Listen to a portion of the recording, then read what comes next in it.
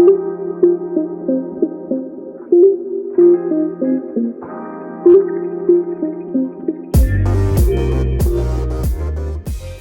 to Be Lifted Up, your guide to living an abundant life. I'm Alfred Edelman Jr. I'm here with my co-host, Kamika Smith, sitting in for DC Marshall. You got one boss lady and another boss lady, but we're all good. That's Kamika, right. man, it's good to see you as always. It's a good year. Of course, yes, you're a blessing. As one of our most recent show themes, you're blessed to be a blessing, and you're doing it. Hey, listen, today's show and today's topic is right in both of our wheelhouses. We're talking about diversity, inclusion, and corporate change, and its importance to business growth. And again, this is a show about abundant life, and that means occasionally we focus on finance and business ownership. So as the leader of the Boss Network, as the founder of the Boss Network, I know you can't wait to get involved with this conversation and bring our guest in. Oh yeah, listen, this is right up my alley, as you know. I mean, starting the Boss Network almost 15 years ago, it was important for me to create a space for Black women so that we could, create wealth for ourselves through entrepreneurship, and then also finding those, corporations and those brand partners that will support those initiatives that we've, created. One being the Boss Impact Fund that we talked about, being able to actually invest in Black women-owned businesses. And it's through our partnerships with brands, like Prudential that I worked with for many years, and then our partners at Sage that I'm able to do this work. So we know that, any great business, we can't do the work that we do without having sponsorship and support. So yeah, I'm excited about this conversation and our guests for today. So listen, if you're about abundant living, of course this show is for you.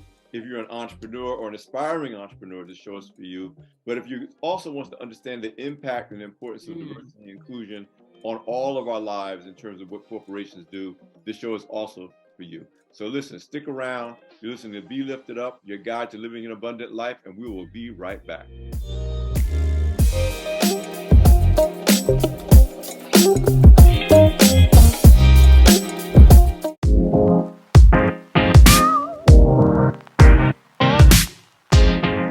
Welcome back to Be Lifted Up, your guide to living an abundant life. I'm Alfred Edelman Jr. here with my co-host, Dr. Kamika Smith, sitting in for DC Marshall. Kamika, this conversation we're about to have with this very special guest on diversity, inclusion, and corporate change. In your role as the founder of the Boss Network and my life as a longtime executive editor at Black Enterprise, this is a space and this is a conversation that we live every day. And we know the importance of having leaders in diversity and inclusion. And now in the post George Floyd age on equity, so it's that same space.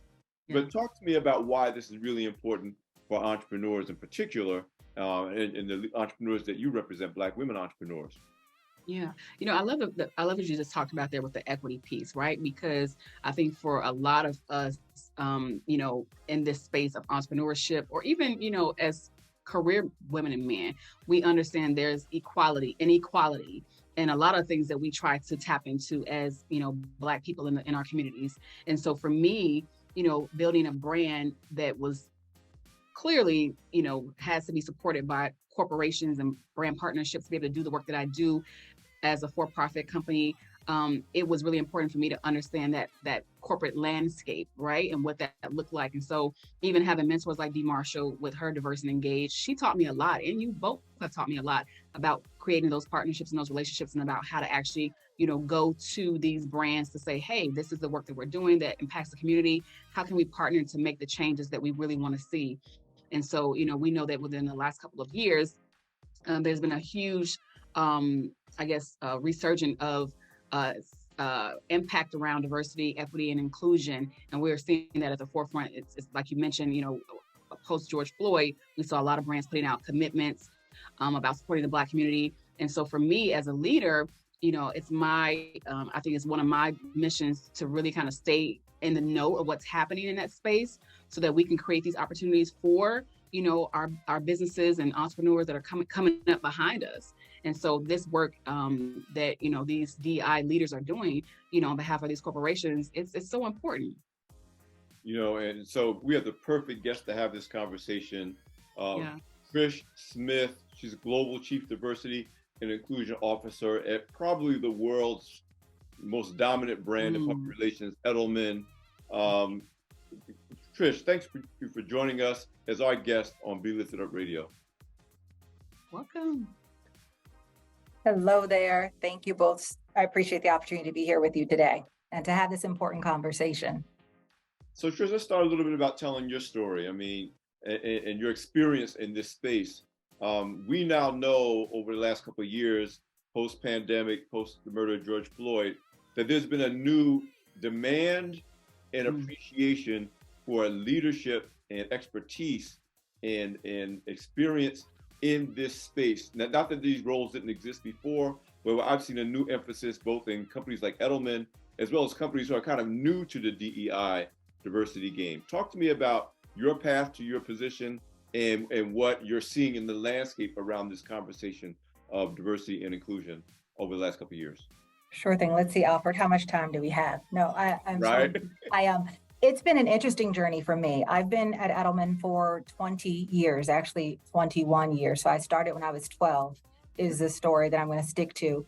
And on the comm side, I started as a PR practitioner. My master's degree, my background is in journalism. I have a master's degree in broadcast journalism. Decided to switch and flip and go into the PR side instead of creating the news and writing on the news to help inform and influence the news on behalf of clients. And so coming into an industry in which we are not represented enough, right? I didn't see many persons who look like myself. And I was oftentimes the only or several onlys in the room in terms of being a woman, being a person of color, being the youngest in many places and spaces. That's on the agency side, internally, as well as the client side. And so was at the agency for a while, led our multicultural practice for Edelman for about a decade. And in that work and working with multinational companies, large global organizations, began to help them evolve their DEI comms, but also their DEI strategy, right? Oftentimes they were looking to us to help them communicate to their various audiences in a way that truly resonated with them and that was culturally authentic and reflected our mores, our needs, the language. But we often found that they didn't have a real strategy that was comprehensive and that was holistic. And so from that work, worked with our leaders to actually create the role I sit in now to help to drive that work for our organization to ensure that we have folks around our agency who look like the audiences our clients are trying to reach, right? Who understand the needs, who have cultural intelligence. So that's my background. This work for me is deeply personal, and I'm extremely passionate about it. It is for me part of what I feel is a calling, right? It is a form of professional ministry for me, and making sure that I'm intentionally creating spaces for people who are not at the table, and not just to have a seat, but to have a voice and real influence. Yeah, I like to build on that idea of professional ministry. Again, this is a show about faith, finance, business, abundant living across the spectrum, not just money and business ownership, but certainly including that. But we're also talking about the ministry and the leadership that could be practiced in corporations. And Black Enterprise, we've always been clear, it's not either successful entrepreneurs or successful corporate executives. You need people inside organizations as well as those building businesses to really raise the possibilities for, in the case of Black Enterprise, business success, career success, financial success. Talk to me about the path you took, and I definitely want to highlight the fact that you're a graduate, a proud graduate of Morgan, the school of our founder, Earl Graves Sr., our late founder. But talk to me about this idea of even the fact that you said the words professional ministry. And even today, people still think of, if you're not going to be a person of the cloth, or if you're not going to work at a nonprofit, ministry really doesn't have anything to do with what you do. Yeah. Yes, I'm a proud graduate of the national treasure that is Morgan State University. But I absolutely believe, as people of faith, we know that we're here for a purpose beyond and bigger than ourselves. And so no matter who you are or where you are, you have a role to play, a purpose to serve.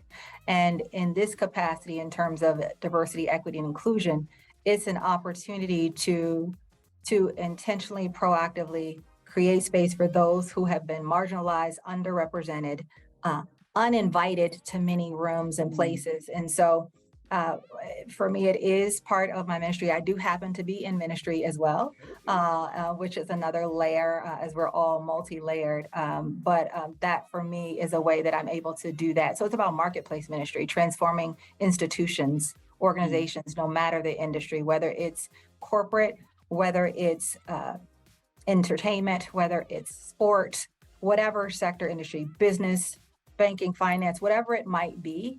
There is a role that we can play, and we all have a voice that we can use to change the things we see around us. I think oftentimes we think of it having to be in our job description or it having to be something that someone invites us to do, but we can all speak up and speak to things that we're seeing or that we're experiencing personally to make sure that we leave that area, that space, that team, that organization better than when we came.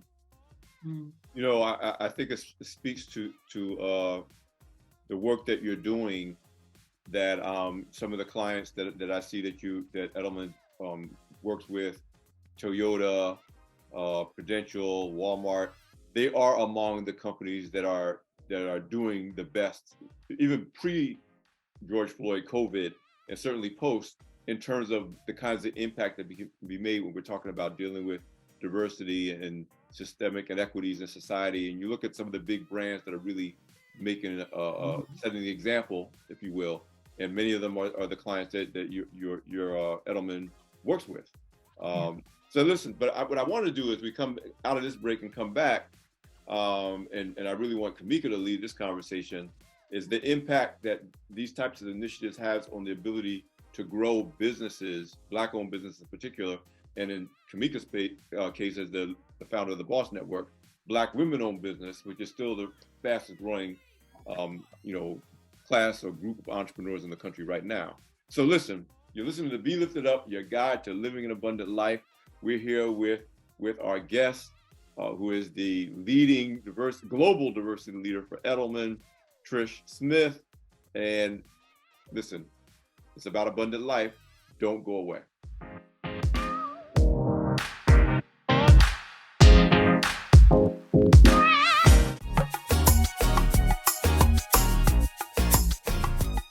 Dr. Kamika Smith here. I'm sitting in for our girl, Miss D. Marshall. We're here at Be Lifted Up Radio, and we're excited about today's conversation. We're talking to Trisch Smith. She is an executive at Edelman, and I love what you talked about, Trisch, when you mentioned marketplace ministry, because I know, just working with Alfred and Dee over the years, that's one of the things that really connected me with them as leaders, is that I saw the ministry side and what they were doing, and very unapologetically at that. And so I think that in our community, it's important for us to kind of share those strategies and belief as believers in the work that we're doing and how we're changing communities. I want to talk about, post George Floyd, with the commitments and some of the things that were happening around DEI. The work that I do with the Boss Network has always been intentional around entrepreneurship and building wealth. And so what are some of the things that you see from a strategy standpoint that corporations are doing to kind of keep those commitments that were made during that season? That's such a great question. And we've seen and heard many reports about that, right? We saw all these press releases, all these tweets and posts and other things about commitments. And it's incredible to think when I look back on 2020, from that time upwards until about end of 2021, we counseled over 400 clients. I know it sounds ridiculous, incredible, but again, around the globe, all sizes, covering all sectors, industries. And everyone was saying, what do we say? What do we say? How do we respond and react? It was sort of funny to me on one hand in that you would think that Black people just plopped on the face of the planet at that time and recognize the need to really have some ongoing work. And what we said was, it's not about what you say, but it's about what you do. Right. What are you doing? You can't just talk the talk, but are you walking the walk? Right. And so in that, to your question about what we're seeing companies do, it varies. It really has to be something that's rooted in understanding who you are, what your company's vision is, your mission is, your culture, what are the needs of your employees and your customers, as well as other stakeholders, whether it's your shareholders, other community leaders, but really doing that self-assessment to take a moment to recognize who you are and who you want to be. right? And that part is important, to take that moment to really pause for the cause, to really self-reflect, so that whatever you do is grounded in who you are, and that will truly be something that you continue. Because we've seen these sort of fits and starts, these beginnings that sort of combust, right? There's flash pan approaches, and we've got to look at what's going to be real, substantive, and ongoing. So for us in our work, for ourselves and our clients, it's been, let's take a moment to really assess and really understand where you are in your DE&I journey, what your needs are of your diverse and varied audiences, so that whatever you do will have real impact and is measurable, right? So you can look at where you are, and throughout your journey be able to really touch base and check in with where you are along meeting those goals. And so there is no one size fits all cookie cutter approach. And I don't have to tell you all that, but for those listening to recognize, there's no one approach that works for every company.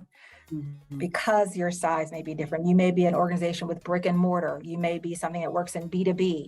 You may be a company that has hundreds and thousands of employees, and you may be one that has 1,000 or 50, right? But really understanding that, so you can create something that will be impactful.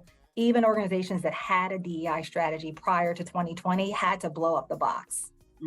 However, right, they had to really look at it in a new paradigm, through a new lens. I mean, we are living through, I hate to say it, it sounds so trite, but unparalleled times. I have to say we've had to live through 4 crises, or a thrices or quadrices at once, due to COVID, of course, George Floyd's murder, and then the following sort of social justice and racial justice movement, to the attacks we're seeing on other communities, even the recent shootings this weekend in California. There's so much happening around us, right? The economic recession that's disproportionately impacted Black and Brown communities. So as a result, organizations are having to blow up their strategies and really look at them through this new lens. And so some things we're seeing, first and foremost, is it really requires active and authentic leadership support. I think in the past, the work has been relegated to certain departments or individuals, but we know Edelman does our own annual trust barometer. We're in our 23rd year. It's released at Davos, and was just released a week or so ago, that looks at trust across 4 institutions: government, business, nonprofits, and the media. And we know from our research that, in fact, business is the most trusted of all 4 of those institutions. And within that, they're looked to be the most competent and ethical, and the organization or institution that individuals are looking to drive change, right? So in addressing social issues, things that business was not charged with years ago. And so as a result, it requires leaders to be involved in a meaningful way. They have to be accountable. Their direct reports and other leaders, their C-suite, have to be accountable. In addition to that, we're seeing some unique partnerships, to your point about, again, solutions or actions, recognizing that while business may be held accountable, they have to go outside of their organizations to the community, those that have the reach, that have the pulse, that have boots on the ground in some instances, to help them in driving their work, to help them in making real impact outside of their walls. In addition to that, we're also seeing things like there are all sorts of vendors now doing trainings, right? Doing new types of trainings, whether it's cultural competency, to DEI, microaggressions, unconscious bias.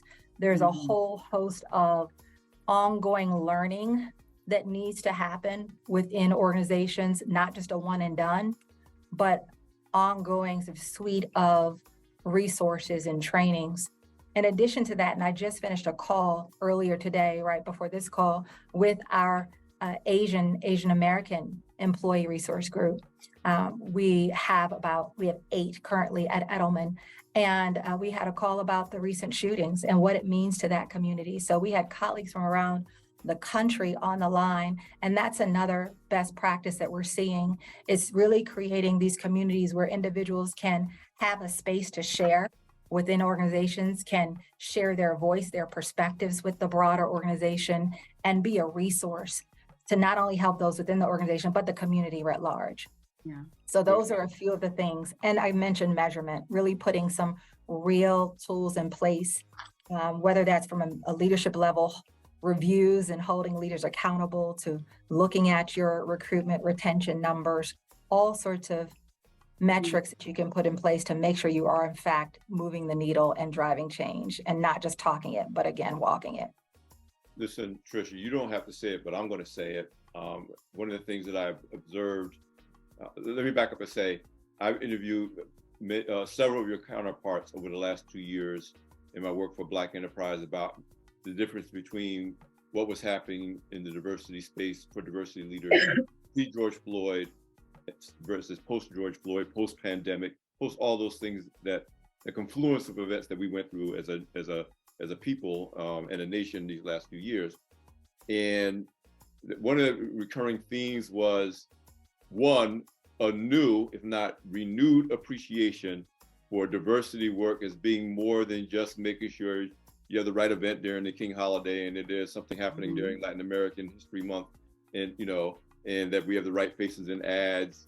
That there's a certain amount, it varies from company to company, but there's a certain amount of taking for granted the importance of that work. Yeah. Prior to what we experienced in 2020, that is totally changed today.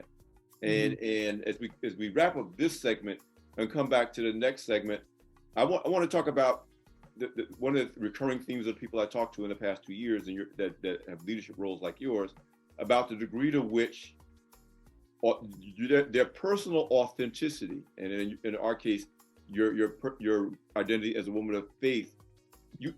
One of the people said, I had to get myself together because I'm being impacted by all of this stuff, just the way the people I'm trying to talk to inside the organization, outside the organization. I had to get myself together so I could go in and get my people internally together. I mean, I'm talking about emotionally, and I'm not just talking about the Black people, in the organization.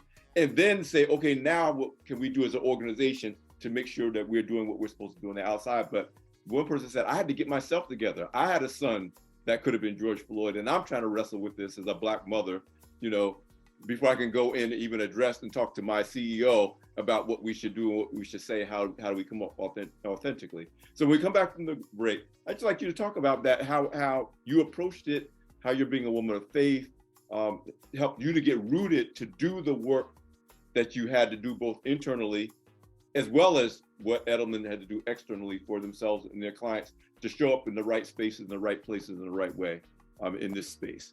So listen, you're listening to Be Lifted Up. I know I just said a mouthful. Your guide to living an abundant life. We're here with Trisch Smith, top diversity leader at Edelman. We'll be right back.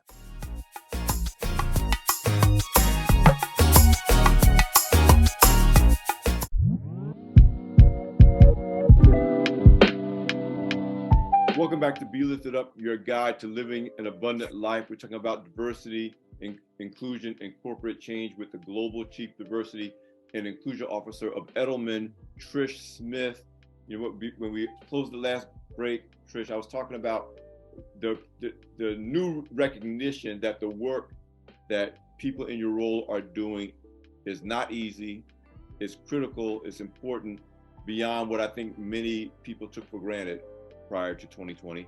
And the recurring theme that I heard from people in your space about how rooted you had to be able to do this work that can be very, very emotional. Because you're talking about culture change, you're talking about changing the way we communicate and relate to one another. And I think there's a new appreciation for CDO leaders. Yeah. And I know you've been recognized by Financial Times and others as one of the top ones, that I think was new. And so I just want to talk about that in the context of your identity as a Black woman, as a mother. I don't know if you are a mother, a Black woman. No. Excuse me. The person I'm thinking about, she's a mother, but a Black woman who you're just as impacted as the rest of the nation is by what's going on. But you also have to be able to interpret that and then provide sound leadership, both internally and externally, for yourself and for the clients and for your company. And thank you for that question. And as you're posing it, my mind is racing because I actually don't know that I've been, or I was as conscious of that need to sort of fortify myself before going into the work. And we know that we can't serve, we can't give, we can't operate on E or from a place of deficit. And so I'm learning it in the process. I'm learning to take that time that I need, or to get that from where I need to get it. And for me, of course, it is rooted in my faith. It is from being prayerful. It is from spending time in the Word. It is from being around others who help to uplift me and to encourage me, so that when I do go into whatever room and go into whatever conversation, wherever I may need to have some conversations or difficult discussions, that I can do that. And it is a role, just as in some others, in which you are putting others' needs first. You are there to be a force for change, or voice for those who don't feel that they have a voice. And it can be hard. It can be hard. It can often be misunderstood, undervalued, right? Unseen. In terms of the work you're doing and how you're helping to do things behind the scenes to create whatever that end game is that you desire in whatever situation. So it can be a role that can be somewhat, I hate using the word thankless, because you're not doing it for that, but it is challenging. It does require you to make sure that you realize that for me, I think it's about recognizing I'm not going into the conversations alone. I'm not doing the work by my own might and power, but that it is in any room, right? We know that the Lord is with us, but also that I have generations of those who are there with me, those who've gone before me and those who'll come after.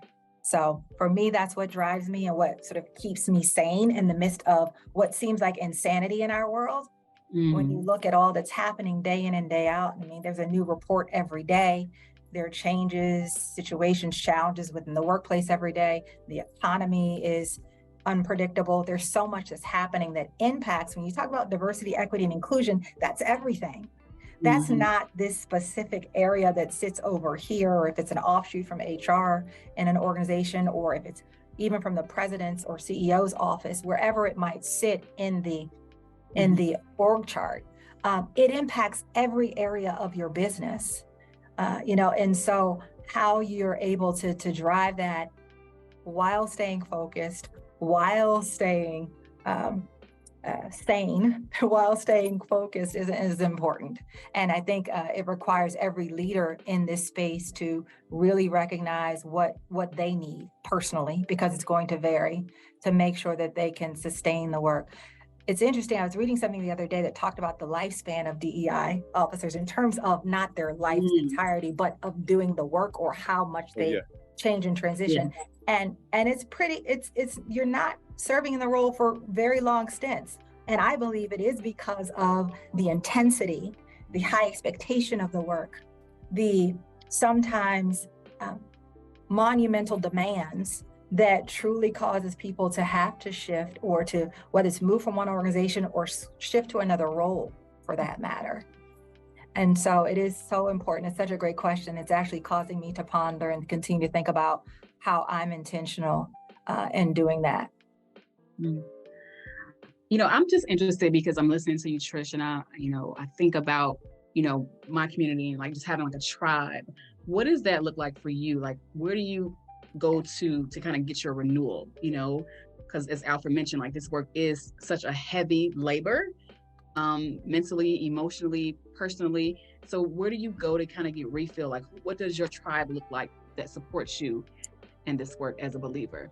I have a huge extended family. So I'm the oldest and only girl, but I have all younger brothers. So I have a huge family. My parents are both come from huge families. So several aunts and uncles and a ton of cousins. So my family is an amazing source of inspiration and the tribe that truly helps me to do all things. I don't have children, don't have a husband. So for me, my extended family are key and critical in that.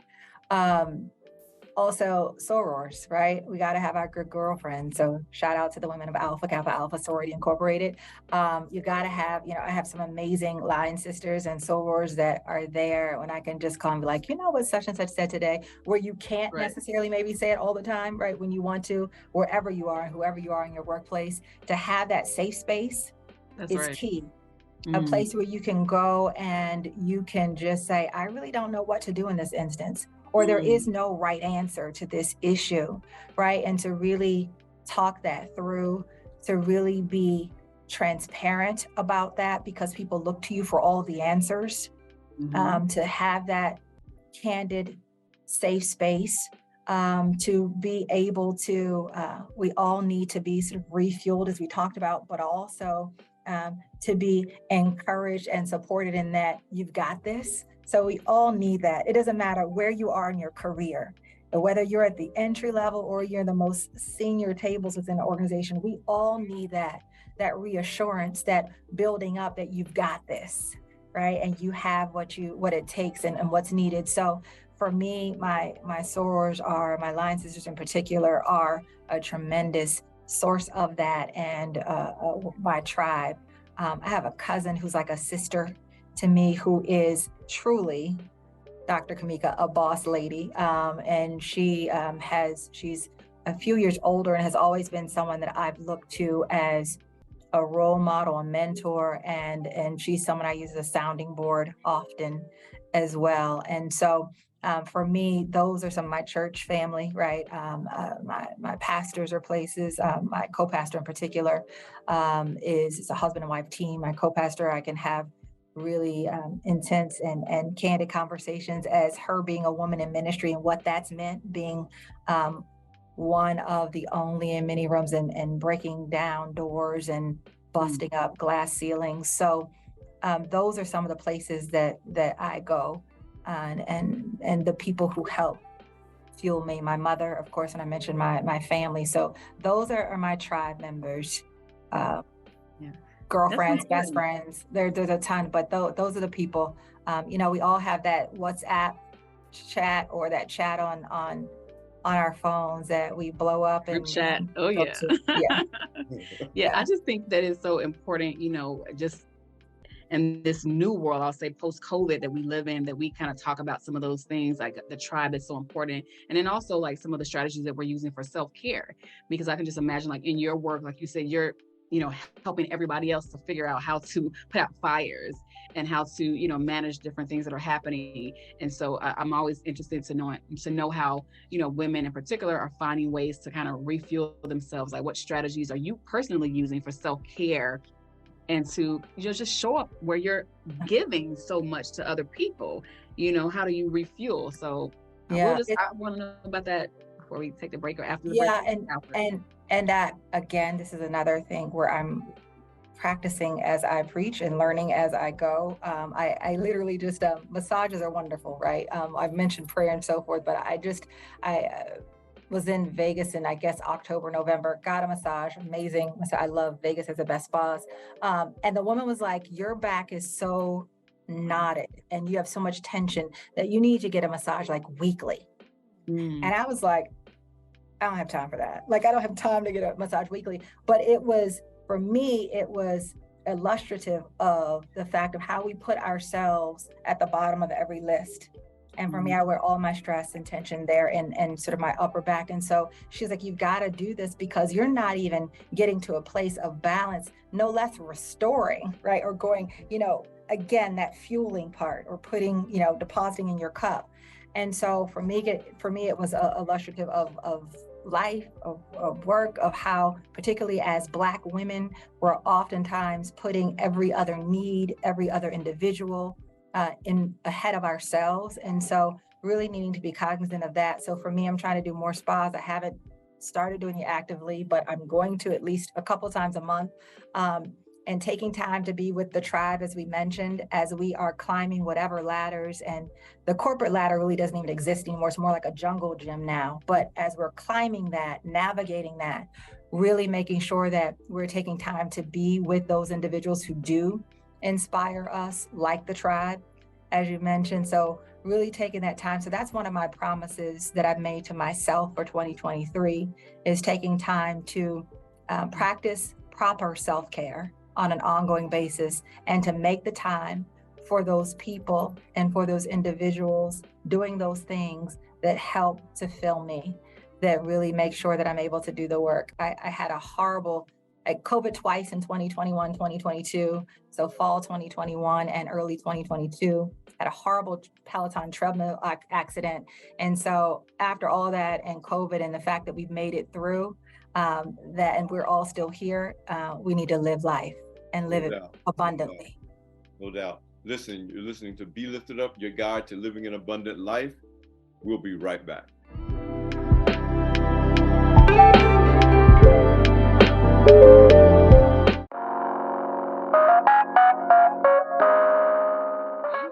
Dr. Kamika Smith here with my good friend Alfred Edelman, and we're talking to Trisch Smith at Be Lifted Up Radio. You all are tuning in. She is a Global Chief Diversity and Inclusion Officer at Edelman. And, we just shared a little bit about, some of the things that are happening around the DEI space. Trish, I want to talk to you because I know for me, when COVID happened in my community, it was important for me to figure out a way outside of just providing, resources to these women that were struggling to keep their doors open with their businesses. I really wanted to figure out how could I support them to, get capital and funding. And so I partnered with a company called Sage, and we were looking for ways to invest in Black women because we saw from the research that less than 1% of Black founders get access to capital through venture funding. And so me knowing that was a big issue, it really prompted me to go to different brand partners of mine and say, hey, how can we actually invest in these businesses to keep these doors open during the season? And so I want to talk to you about, you as the Global Diversity Officer working with so many other brand companies and on their DEI strategy. What are some of the best practices that you've seen brands actually implement that are, kind of thriving and helping to look more at people instead of just profit? I think that's something that we'll be interested in talking about. The practice of DEI has went through an evolution, right? It started off as being very much sort of even rooted in affirmative action, right? And then being very sort of data target driven. And it still needs metrics, as I mentioned before. But I think what we've seen over these last 3 years is that organizations recognize it's not only about who you hire, but about the culture within the organization and also what you're doing outside of your walls. Mm-hmm. And I think for me, when I look at it, the best companies now are looking at this holistically to say, what are we doing to not only attract, recruit, hire, retain diverse talent? What are we doing to transform our culture to ensure that we are inclusive and equitable? And they are very different, right? Mm-hmm. To make sure that you're inclusive and equitable and within the walls.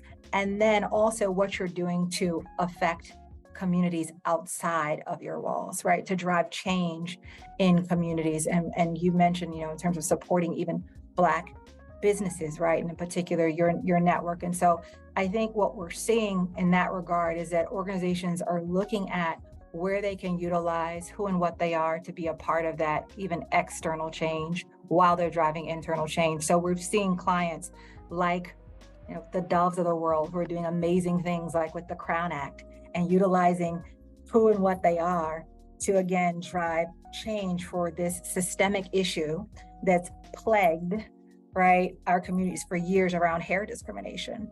Yeah. How are we working to address that? And they're utilizing who and what they are, bringing their marketing prowess and their product, right, to bear to really be a part of that change. We're seeing it with some clients like a large QSR company that really looked at the fact that they have franchisee owners and really looking at what can we do to get more Black-owned franchises in our business, in our organization, and looking at how they actively are going to look for those partners rather than waiting for them to come to them and maybe even struggling to get through those processes. What are they doing to ensure that they have the resources needed to get there? We're seeing it around the globe in various organizations to really look at how they are not only establishing policies, practices internally for their own people, but also externally for the community. And that to me is one of the biggest forces of change or biggest changes and evolutions I've seen in the work in the last 3 years is that it's not only what you're doing within your company, but what you're doing to drive that change. As I mentioned, the research shows that stakeholders are demanding now. So businesses have a mandate, right? There is an absolute expectation from all audiences, and they have to rise to the cause. Mm-hmm. You know, one of the things one of your peers in your industry at another company shared with me during the conversations about this again over the last couple of years is that one of the things that at least more companies are understanding and new companies are understanding is that when all is said and done, what Black people think of your brand is a lot more about what you do outside the company than what you do inside the company. Because yeah, there are people who work at the company, but what people think of the brand, if they're never going to work for, you know, say Toyota, or they're never going to work for Prudential, right, or whatever, but they have a thought about the brand, it largely is a reflection of the presence and impact of where they live, what they do. I tried to start a business. I'm trying to get financing. I'm trying to learn to do this or do that. Whatever my goal is, let's stick with entrepreneurship since we are talking about growing business and that's my co-host space in particular. But this recognition that I think is a big part of the equity part being added to the conversation when before it was just D&I and equity is a relatively new element. I just heard another element being added is called access. So I found somebody who now their job is DEIA because somebody added access. But those are the measures that speak to the outside of the company. That's right. Particularly for entrepreneurs, more than the inside of the company, which is more about recruitment, retention, advancement up the ranks in the company. Talk to me about that recognition and why that's important when we're talking about the growth of businesses and Black-owned and women-owned businesses in particular. Yeah, you're so right, Alfred. There is this desire, of course, to want to know that your company is diverse, right? To want to know that, and not only diverse, but that there's diversity even in the most senior ranks, right? What is the representation amongst your C-suite, amongst your board, and so on. So we know that that's a big piece of the puzzle. But as you just mentioned, it's about also your footprint within our community. So are your products and services accessible to my community? You talked about accessibility, right? Does the language that you use, the communications that you provide, is it culturally relevant and resonant? Does it reflect who and what I am, right? And so there's that piece of it. Where are you sharing that communications? The tools, the media outlets, right? That you are delivering those messages in. And then it's also what you're doing to drive sort of economic change, which gets to your vendors, your partners, maybe your supplier pipeline. And so it really is, again, this holistic ecosystem that looks at where you can, as businesses, corporations are sitting in this new seat of unprecedented power and of unparalleled expectation. How are you looking at all these areas where you, X or Y company, can do what you need to do to show up in a way that's authentic and sustainable? And so it really is a new game. It is a new landscape.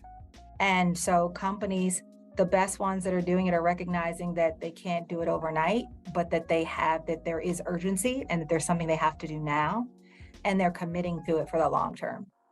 And so I think that your point about how companies are now looking at new types of partnerships that they may not have brokered in the past.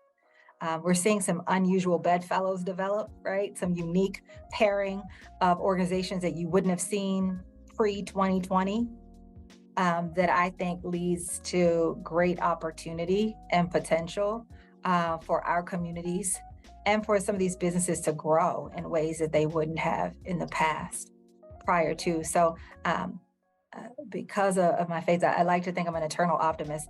There is something that we can make from what we've lived through the last few years that I think will help propel us to a better future.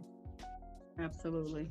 Yeah, I mean, as people of faith, and whether we read it in the Word or we live it through our own experiences, I've said many times on this show and on other platforms, as difficult as the pandemic was for me personally, and it was, Yeah. But I can't argue the point that I came out a better person, I was reawakened to some things that I think I had lost. I'm speaking particularly as a man of faith, coming out of it. There were things I took for granted that I no longer take for granted. Kamika telling you now, I'm so happy to see Agreed. people. I'm so happy people are still around. You know, Right. and you know, in terms of finances, in terms of my spirit for giving, my energy around tithing, it got totally re-energized during the pandemic. Yeah. And so I'm a firm believer that it takes people of faith to make progress through those periods, and that's when not only is our faith confirmed, but God really shines. We're going through those types of periods. Yeah, well, look, we're supposed to be the light in dark places, right? And so many organizations are quite dark. And so bringing that light and shining in those places that wouldn't otherwise see it. And I'm not talking about that we're coming in quoting scripture every day, right? But we are the walking embodiment of it. And so we are showing up in that way that shines that light. And I agree. Many of us came out of COVID, some crying, some kicking, some screaming. But we made it out, and I do think we've learned something about ourselves and each other in the process that will be helpful for us as we move forward. It definitely, our world is different. We're different. The work we do now is done in a different way. So I'm excited about what's to come and what it means for our community, what it means for Black businesses, what it means for those of us who may work for large organizations that may not be diverse owned, but know that we have a role to play as well, because that's another component to it, right? We all have a part to play and a role to serve in the work collectively. Yeah. Thank you so much, Trish. We bless you. We want God to cover you and keep you in the important work that you're doing and the impact that Absolutely. you're having. Thank you for being our guest on behalf of me and Kamika, for joining us on Be Lifted Up, your guide to living an abundant life. Thank you. Thank you both so much.